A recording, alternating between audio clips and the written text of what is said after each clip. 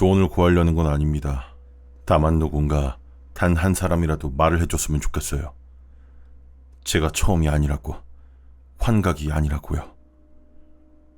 제가 겪었던 이런 일들이 전에도 있었다는 걸요. 이 일을 맡았을 땐 전 행운이라고 생각했습니다.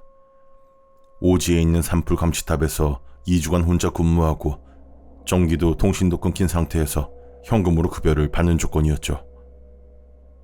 오래 비어있던 탑들을 다시 활성 상태로 만들어 예산을 받기 위한 프로그램의 일환이라고 했습니다. 사람이 올라가 있으면 된다고요. 저로선 딱 좋았죠. 핸드폰도 통하지 않고 도로도 없습니다.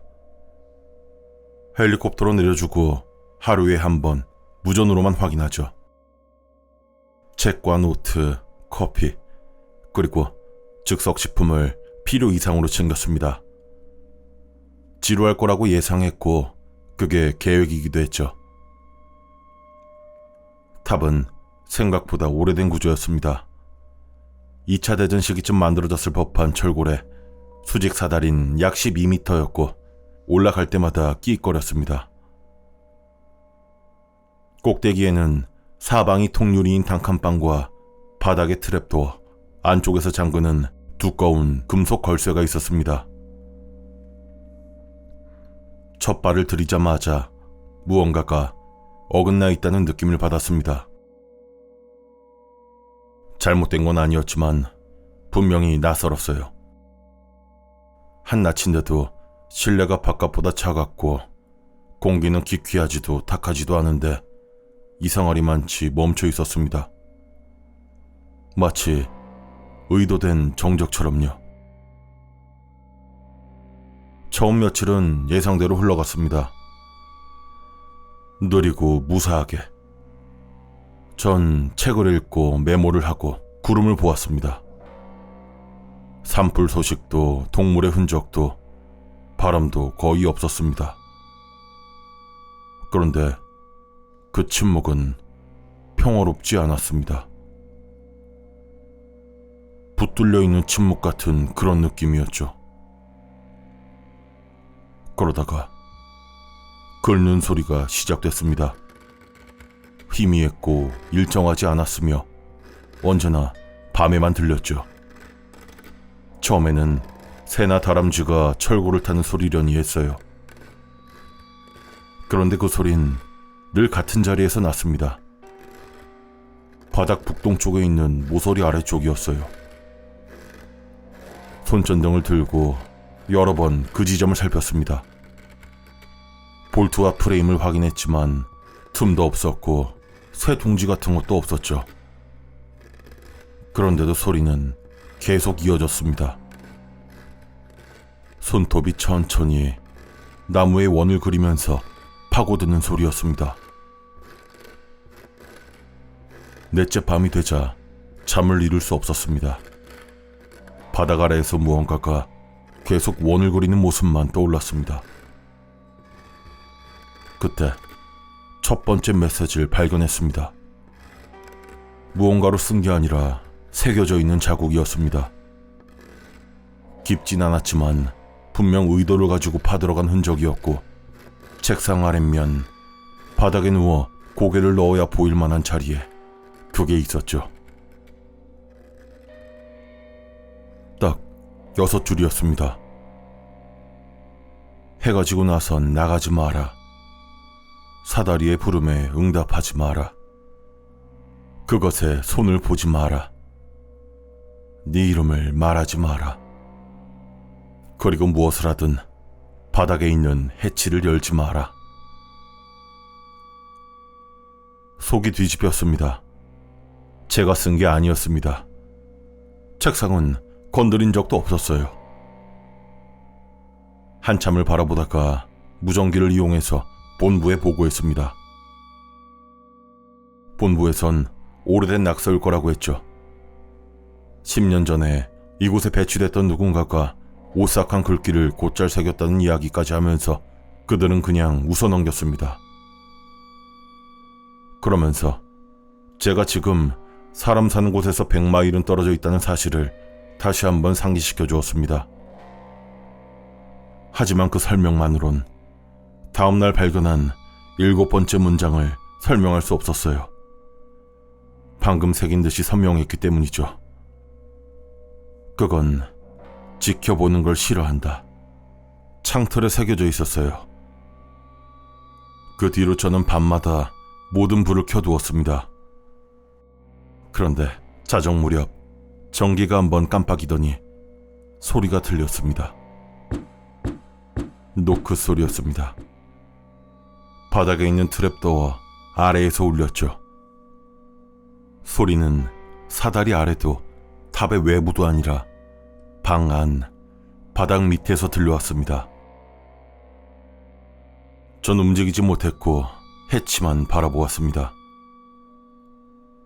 노크 소리가 들릴 때마다 걸쇠가 아주 살짝 흔들렸어요.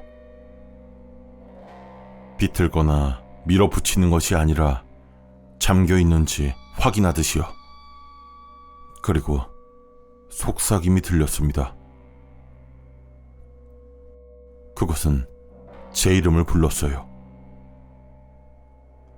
고래고래 소리를 지르는 게 아니라 나무 곁에 입을 대고 바로 밑에서 부르는 것 같은 낮은 속삭임이었습니다. 그리고 그 목소린 제 목소리였습니다. 동이 틀 때까지 전 굳은 채 가만히 있었습니다. 햇빛이 창으로 밀려들고 나서야 겨우 움직일 수 있었고 침대 곁에 먼지 위에서 그것을 보았죠. 발자국이요. 맨발에 사람의 발 모양. 그러나 뒤틀려 있었습니다.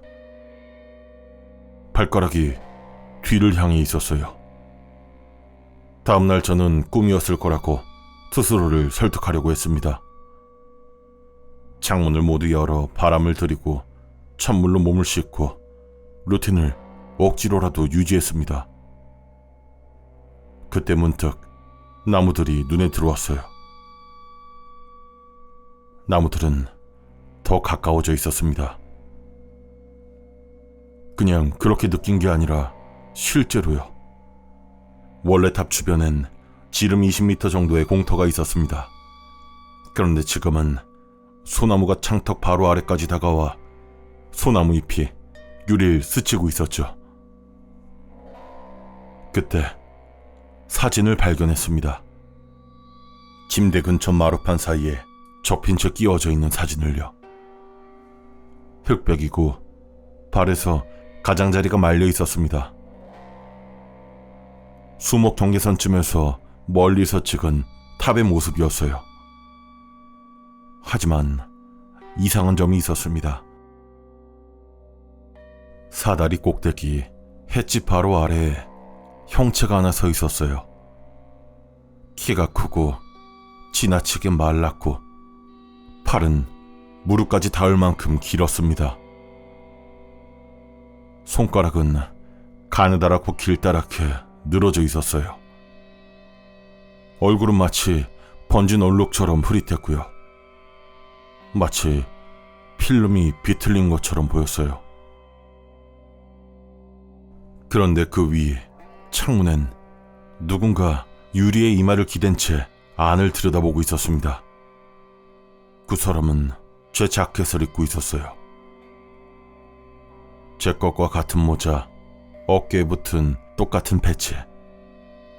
그리고 그날 아침 거울 속에서 봤던 바로 그 표정이었습니다. 그리고 사진 뒷면엔 글이 한 줄 적혀 있었어요. 네가 그걸 풀어줬다. 전 트랩도어를 잠그고 책상으로 버팀목을 세웠습니다. 창문도 모두 잠그고 불이란 불은 몽땅 켰어요. 그리고 기다렸습니다. 그날 밤 노크 소리는 없었어요. 대신에 속삭임이 이어졌죠. 이번엔 제 이름이 아니었습니다. 다시 내려와. 제가 뭘 기억하고 있는지 알고 있는 것만 같은 그런 어투였습니다. 그리고 마지막 각인이 나타났습니다. 바로 어제 매트리스 및 금속 프레임에서 발견했어요. 넌 잠결을 열었어. 해치는 여전히 걸쇠로 잠겨 있었고 책상도 그대로 버티고 있었습니다. 그런데 제 손톱은 갈라져 있고 손은 욱신거렸으며 셔츠에는 소나무 잎과 설명하기 어려운 무언가 어두운 얼룩이 묻어 있었습니다. 그 이후론 본부에 무전을 넣지 않았습니다. 이젠 누가 듣고 있는지조차 확신할 수 없었죠. 공터는 사라졌고 사방은 숲이에요. 헬기가 저를 찾아올 수 있을지 모르겠습니다. 그리고 저 숲 너머에 무언가가 보였습니다. 또 하나의 감시탑이요. 전에는 없었던 건데 더 높고 더 가늘고 더 어두운 금속으로 지어졌고 창은 모두 막혀있고 움직임은 없었습니다. 그리고 어젯밤 그 안에서 빛이 한번 스쳤습니다. 아주 짧게 손전등이거나 성냥불 같아서요. 그리고 창가에 무언가가 나타나 유리에 얼굴을 붙이고 저를 바라보았습니다. 그건 저와 닮아 있었습니다. 하지만 웃고 있었죠.